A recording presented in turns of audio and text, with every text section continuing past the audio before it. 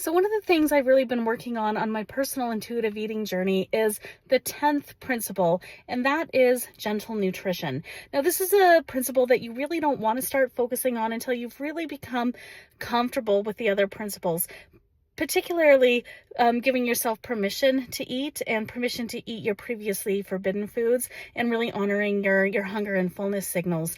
Because if you are still too entrenched in diet culture, if you're still living too much by rules of how you're eating, then when you try to implement gentle nutrition, it can start to feel like another set of rules, and it's a little bit easy to slip back in to the old habits that you had around food that made you miserable and unhappy.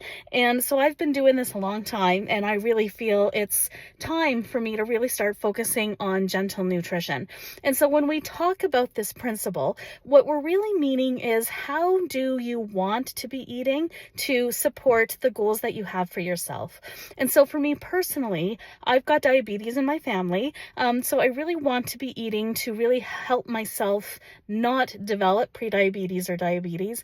And I also want to have more energy, because I find perimenopause is kicking my butt just a wee little bit. And so if I can use nutrition to improve my energy, then that's going to be a real boost for me.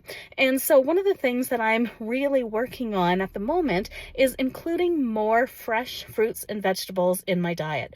Now, this is an easy thing to do right now because we're in like the middle of summertime here in northern Alberta, and there are farmers markets all over the place. And I learned something fascinating about myself over the past week, and that is that I like tomatoes. I always thought I hated them, but every time I've had them, they've come like in winter in the grocery stores, and they're just like pink and disgusting.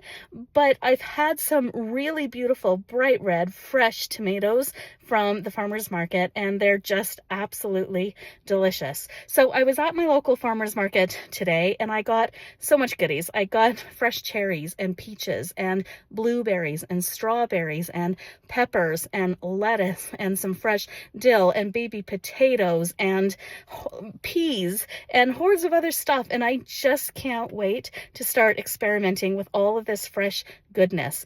And it's also given me a new goal for life, and that is to strive to live somewhere I can shop at farmers markets all year long, because it is absolutely a pleasure working on this goal of mine to include more fresh fruits and veggies when they are so fresh right out of the garden and delicious.